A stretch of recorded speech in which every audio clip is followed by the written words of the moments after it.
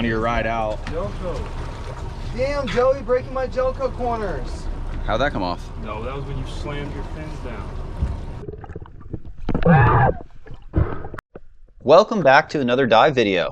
I'm going down underwater here, and this is what we like to see. A ton of bait, lots of blue runners, which usually means one of two things, or both things actually. One, you're in the right spot. Bait is good. Blue runners are good for finding amberjacks and snapper and cobias and all sorts of things. But the blue runners also follow the bull sharks, so that usually means there's some sharks around also. And that's Nick in the water with me right there. Now, let's go shoot a fish. So we're free diving. That means I'm holding my breath. None of this is done on scuba. It's all free diving in roughly 100 to 120 foot of water.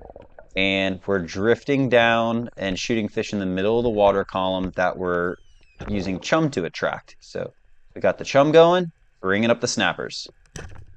Right there, I got a good holding shot. Hit him a little bit low, but really solid face shot on an American red snapper. We have a very short season over here on the Gulf Coast. So we've got to make it count. We try to make the best of it. And this is a commercial trip, by the way, if I did not mention that already. So that means we're looking for 75 pounds of red snapper. So that's our target for the day, but we want bonuses. Basically, if I see a big mangrove, I'll take a mangrove over a red snapper because I know we're going to get our 75 pounds of red snapper because there are so many of them out there. So after I shot that fish, I swam back to the surface, took a breath of air, started calming myself down, and landed the fish. This was a very good sized fish, I'd say in the 15-pound range. Once I got a good grip on him, I hit him with the knife, and he went to the boat. This dive, I'm going a little bit deeper.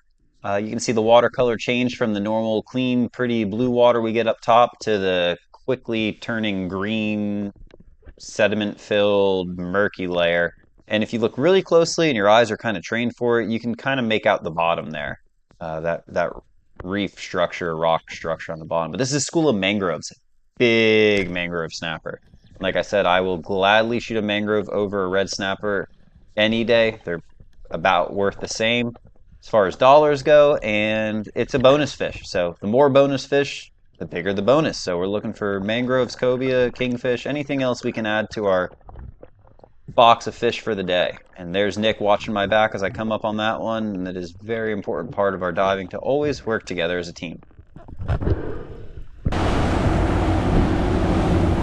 got full snapperas. There you go. Let's get back down into the chum, and we got more red snappers coming up.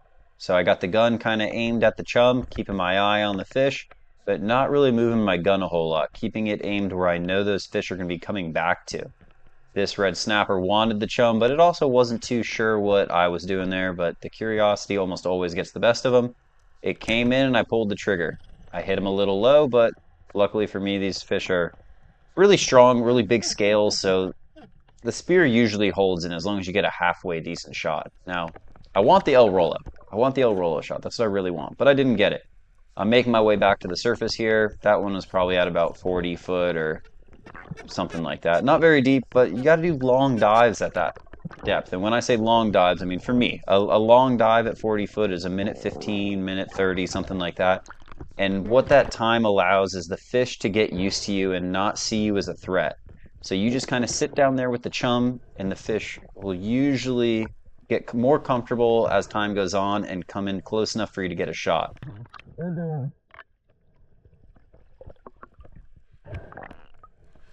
As the fish came closer, I knew I hit it low, so I just asked for the net to be put over the side of the boat. I could put the fish in there, then push my spear all the way through the fish. It was through the ribs, so that usually is a really strong holding spot. It's kind of hard to rip out right there. Then they were able to pull it in. Now here, I'm switching cameras. I'm going to be going back and forth between the camera on my head, like you see in most of my dive videos, and then this 360 camera right here. So in my left hand, I'm holding a camera on the stick. In the right hand, I have my Speargun, my Koah 120 Euro. And I'm drifting down because I saw a bunch of amberjacks, and I think we shot several amberjacks this day, but this is the only one that's on video. So I'm drifting down, and a lot more spread out than normal. Really, when you're dropping down while you're spear fishing, you want to be small, like make yourself so you glide easier and you're not threatening to the fish. But I'm lining up the shot and I take it with the spear gun. That's the look at the 360 camera. Now we're going to go ahead and switch over to the mass cam. So I just turned the camera off And you'll see it's kind of the same thing. I look back and forth with the camera. I'm still getting used to this camera. It's a little extra thing to do while diving, but I think in the right situation, you could get some really cool clips with it. That was an El Rolo shot, but then he woke up. I'm really happy with that shot. I thought it was a stone shot. I turned the camera off, let the camera start drifting up, and Nick was there to grab that and watch my back again, as always. But perfect shot, perfect dome shot. Just somehow didn't turn him off all the way, but pretty much did. So nice Amberjack there.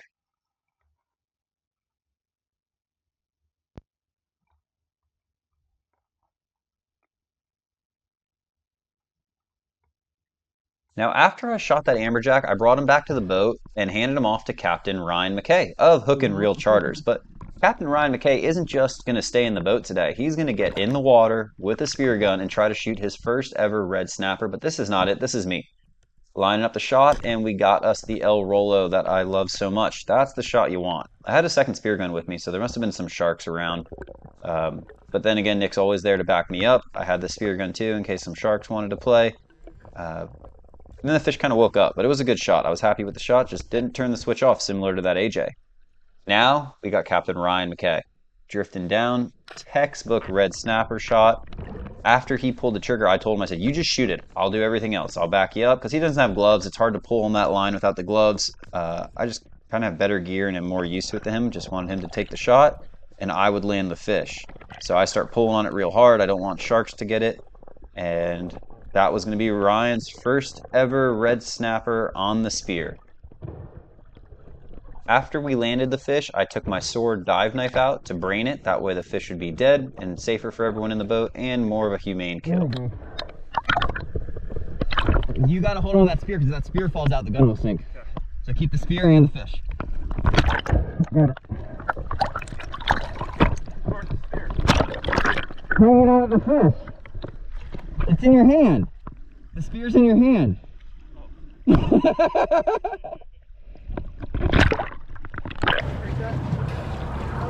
Oh yeah, that's him. Don't lose my dive knife. You gotta help it. Dive knife out, throw it in the boat.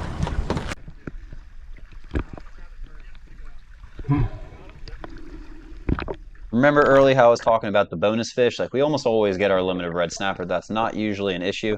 Well, here's another bonus fish. We got a dolphin that came in, mahi. Not a big one, but it came in on the chum. Nick was down there, I think, when the fish came in, and he was able to get a shot on it. I'm loading up the gun after Ryan took out that red snapper, and here's a shot of that dolphin. These guys make awesome fish tacos, and I'm pretty sure that's what happens to every single one we get. All the smaller dolphin we get usually end up coming home with us, and the rest of the fish go to the market. Now I'm back in the water again. I got my spear gun loaded up, and I have that 360 camera in my hand. But like I said, I'm still getting used to it. It's a little funky, and I didn't have it recording, or if I did, I somehow lost the video. But we're drifting down into the chum. You can see the chum is pretty much whatever kind of bait fish I have extra of, whether it's thread fins, pogies, pilchards, whatever I got, little chummies. But there's a red snapper. I'm lining up on the piece of chum I think it's going for, but he wasn't playing. He wasn't having it. He was kind of staying out of range. Decided to go for the far shot and let the spear fly. I saw the spear went all the way through, but I also knew it was not a good shot, and I really don't like losing fish. So I played him out a little weak, kind of didn't want to rip the spear out. Nick was there, handed it off to him, made my way back to the surface, messed with my camera. Nick made fun of my shot, and I pulled the fish up as the sandbar was trying to do little circles on him, and this would put us at our limit for the day. We got our limit of red snapper, we got a few amberjacks, a few mangroves, nice little dolphin, may have been a couple more bonus fish in there, but that's pretty much an average day of commercial spearfishing for us.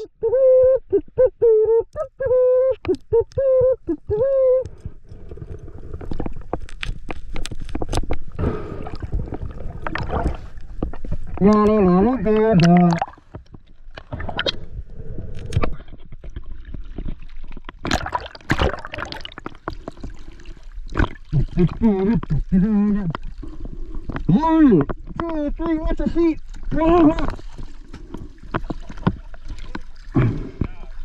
Did it land in the basket?